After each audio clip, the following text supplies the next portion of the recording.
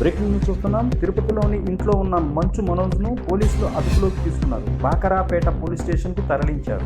కుటుంబ వివాదంలో మోహన్ బాబు చేసిన ఫిర్యాదు ఆధారంగానే అదుపులోకి తీసుకున్నట్టు తెలుస్తుంది. దీనిపై పూర్తి సమాచారం తెలియాల్సి ఉంది.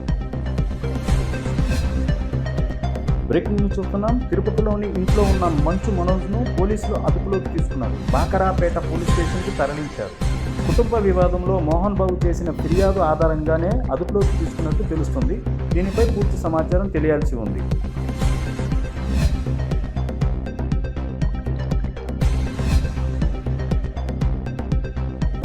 బ్రేకింగ్ న్యూస్ చూస్తున్నాం. తిరుపతిలోని ఇంట్లో ఉన్న మంచు మనోజ్ను పోలీసులు అదుపులోకి తీసుకున్నారు. బాకరాపేట పోలీస్ స్టేషన్కు తరలించారు.